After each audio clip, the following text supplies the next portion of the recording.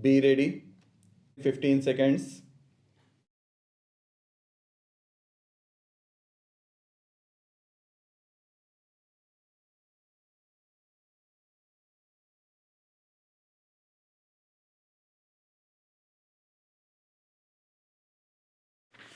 Sir, regarding the prices of articles which are in daily use, the people are put to lot of inconvenience and nuisance.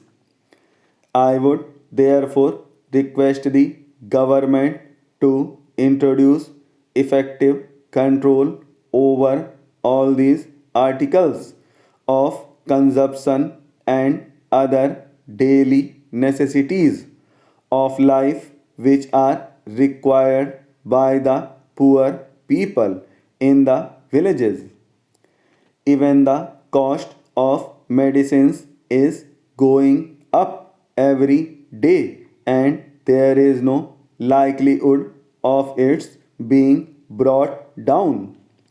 Those engaged in the trade say that because of the foreign exchange difficulty, they are not able to get the medicines in sufficient quantities at competitive prices. After all, medicines are indispensable even to the poorest of the poor. So the government must see that sufficient foreign exchange is made available for this purpose. I want the state governments to address the government of India in the matter and see that the much needed relief is afforded to the poor. As for minor irrigation works, I find that the work has been very slow. In many places, there has been no desilting, and many tanks are still in a state of disrepair. Nothing has been done so far. The government must see that they take up this work and complete it at least before the end of next year so that the food production may be stepped up. There is then the electricity minimum charge. Even with regard to that, there has been so much of harassment. Something must be done to reduce the minimum charge so that the farmers may get some relief in the same way as those in the industrial sector. This is a very serious problem, and the government should influence the electricity board to see that the minimum charge is brought down considerably. Lastly, there is lot of delay in the disposal of cases by the officials of the various departments of government. Farmers and the poorest of the poor do not get orders early. With the result, they are put to a lot of inconvenience. So the government must see that they tone up the administration and give a proper drive to the district officials to dispose their papers in time so that the poor people may get some relief. I am sure the government will do so and thus give relief to the poor. This is all my submission. With these words, I thank you for the opportunity given to me.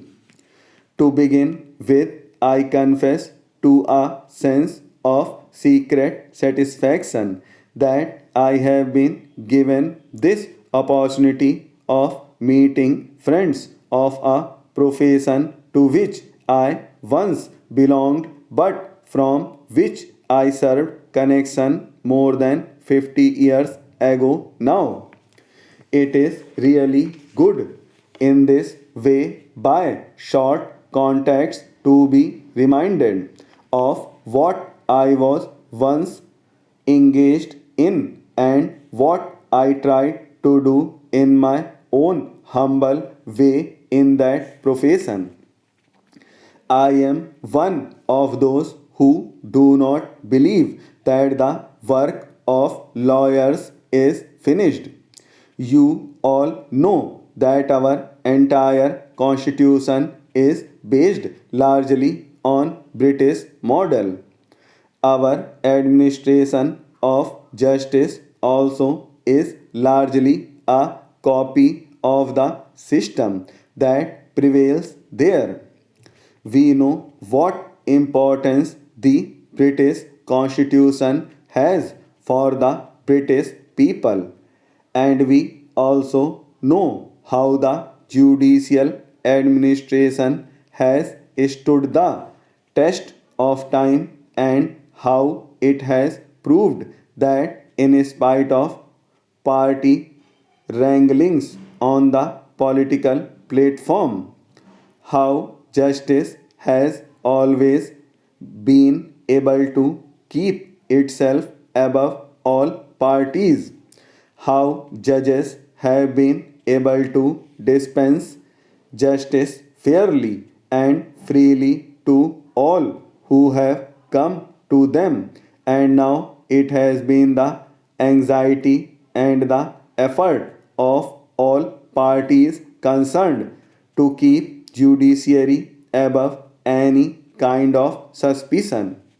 The mere fact that we have copied those institutions ought to be a guarantee that in this country also, at any rate at present, and so long as our constitution, the present constitution, lasts, there can be no fear of lawyers, of law courts, of judges losing any of the great importance which they enjoy.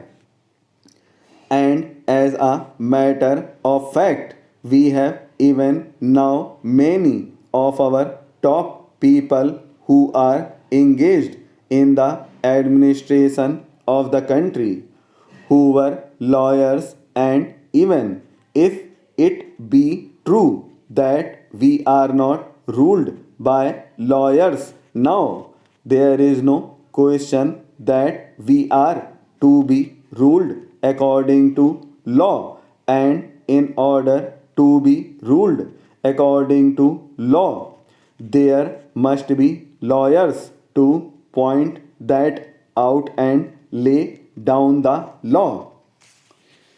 One of the things which I have sometimes considered rather unfortunate is that while we have provided rather meticulously for the independence of our judiciary and have also provided in a way for the assistance to be given to judges by lawyers in administering the law, there is no provision anywhere that those who make the law know any law at all.